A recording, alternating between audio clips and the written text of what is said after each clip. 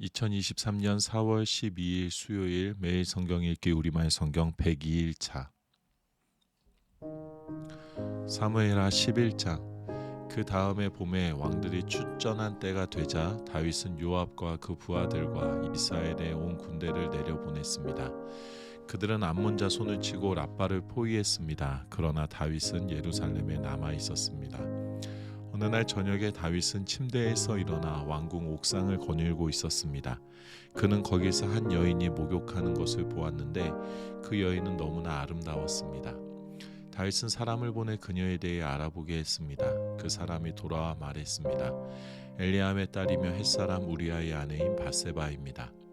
다윗은 사람을 보내 그 여인을 데려오게 했습니다. 그때 마침 그 여인은 부정한 몸을 씻은 뒤였습니다. 그래서 다윗은 여인과 함께 잤고 그 후 여인은 집으로 돌아갔습니다.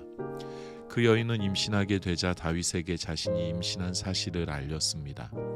그러자 다윗은 햇사람 우리아를 보내라고 요압에게 전했습니다. 요압은 우리아를 다윗에게 보냈습니다. 우리아가 오자 다윗은 요압의 형편이 어떠한지, 군사들은 어떠한지, 싸움의 상황은 어떠한지 그에게 물었습니다.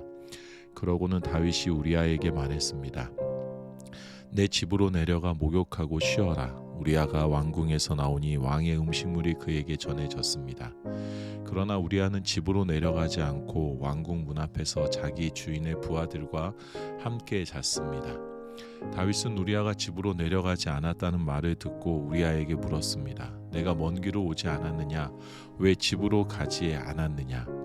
우리아가 다윗에게 말했습니다. 언약궤와 이스라엘과 유다가 장막에 있고 내 상관이신 요압과 내 주의 군사들은 들판에 진을 치고 있습니다. 그런데 제가 어떻게 혼자 집으로 가서 먹고 마시며 아내와 함께 누울 수 있겠습니까? 왕의 생명을 걸고 맹세하는데 저는 결코 그럴 수 없습니다. 그러자 다윗이 그에게 말했습니다. 여기 하루 더 머물러 있어라. 내가 내일 너를 보내겠다. 우리아는 그날과 다음 날도 예루살렘에 머물렀습니다. 다윗은 우리아를 초청해 자신과 함께 먹고 마시며 취하게 했습니다. 그러나 그날 저녁에도 우리아는 밖으로 나가 자기 주인의 부하들 사이에서 자고 자기 집에 가지 않았습니다. 이튿날 아침 다윗은 요압에게 편지를 써서 우리아 편에 보냈습니다.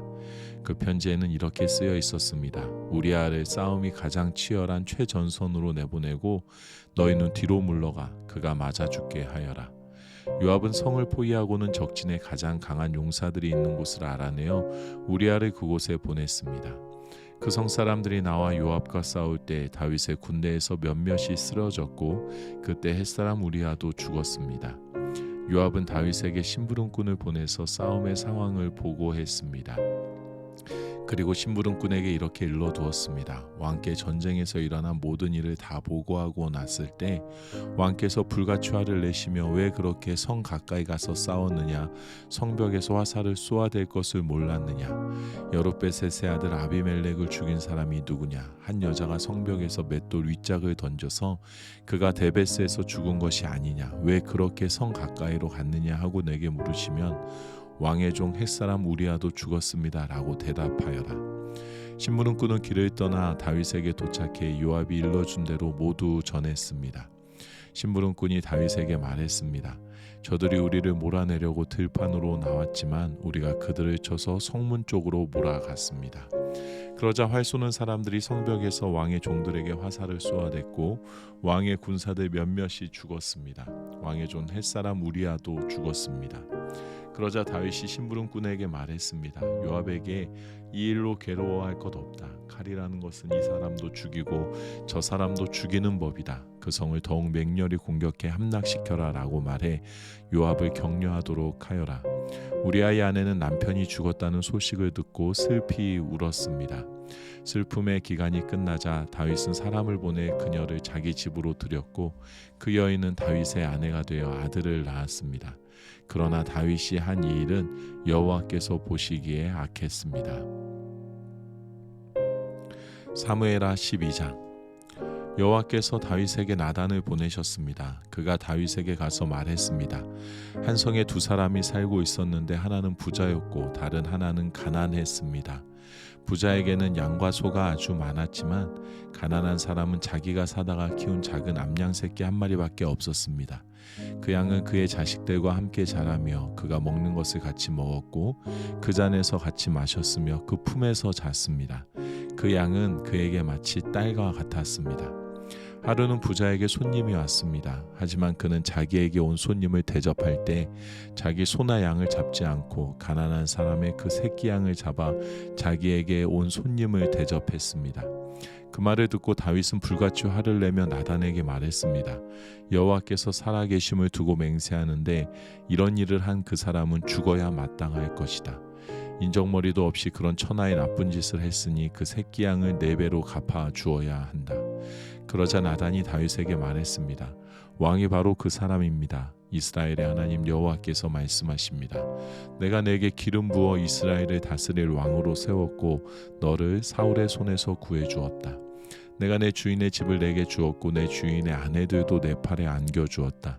이스라엘과 유다의 집도 내게 주었다. 그리고 이 모든 것이 모자랐다면 내가 더 많이 주었을 것이다.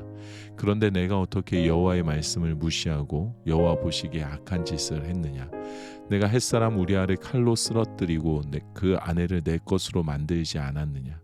너는 그를 암몬 사람의 칼에 맞아서 죽게 했다. 그러니 그 칼이 내 집에서 결코 떠나지 않을 것이다. 이는 내가 나를 업신여기고 햇사람 우리아의 아내를 내 것으로 만들었기 때문이다. 여호와께서 말씀하십니다. 내가 내 집에서 너를 대적하는 악을 일으키겠다. 내가 바로 내 눈앞에서 내 아내들을 데려다가 내 이웃에게 줄 것이니 그가 밝은 대낮에 내 아내들을 욕보일 것이다. 너는 아무도 모르게 그 짓을 했지만 나는 대낮에 온 이스라엘이 보는 앞에서 그렇게 할 것이다. 그러자 다윗이 나단에게 말했습니다. 내가 여호와께 죄를 지었습니다. 나단이 대답했습니다. 여호와께서 왕의 죄를 용서해 주셨으니 왕은 죽지 않을 것입니다. 하지만 이 일로 인해 왕이 여호와의 원수들에게 여호와를 모독할 거리를 주었으니 왕이 낳은 아이가 죽을 것입니다. 나단이 집으로 간 뒤 여호와께서 우리아의 아내가 다윗에게 낳아준 아이를 치시자 그 아이가 병이 들었습니다. 다윗은 아이를 위해 하나님께 간절히 기도했습니다. 그는 금식하고 집으로 들어가서 땅바닥에 엎드려 밤을 지새웠습니다. 집안의 노인들이 그 옆에 서서 일어나기를 권했지만 다윗은 그 말을 듣지 않고 그들과 함께 먹지도 않았습니다.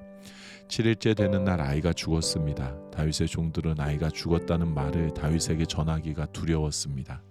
아이가 살아있을 때도 다윗 왕이 우리 말을 듣지 않았는데 아이가 죽은 것을 우리가 어떻게 말할 수 있겠는가? 그 소식을 들으며 왕께서 얼마나 상심하시겠느냐 하고 생각했기 때문입니다. 다윗은 자기 종들이 수군거리자 아이가 죽었음을 눈치채고 물었습니다. 아이가 죽었느냐? 그들이 대답했습니다. 그렇습니다. 죽었습니다.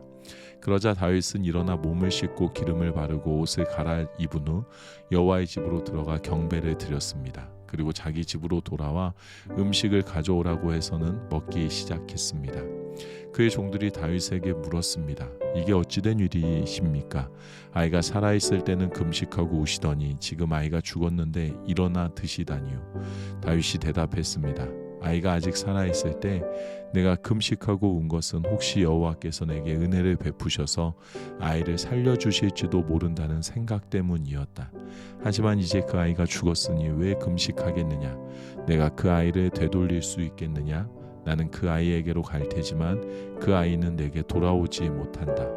그러고 나서 다윗은 자기 아내 밧세바를 위로하고 들어가서 그와 동침했습니다. 그리하여 밧세바는 아들을 낳았고 다윗은 아이의 이름을 솔로몬이라고 지었습니다. 여호와께서는 그 아이를 사랑하셨습니다. 여호와께서 그 아이를 사랑하셨기에 나단 예언자를 통해 그 아이의 이름을 여디디아라고 지어주셨습니다. 한편 요압은 암몬 자손의 라빠와 싸워 그 왕의 도성을 빼앗았습니다. 그러고 나서 요압은 다윗에게 심부름꾼을 보내 말했습니다. 제가 라빠와 싸워 도성으로 들어가는 굽수 지역을 빼앗았습니다. 그러니 왕께서는 이제 남은 군사들을 모아 성을 에워싸 함락시키십시오. 제가 이 성을 함락시키면 이 성에 제 이름을 붙을까 싶습니다.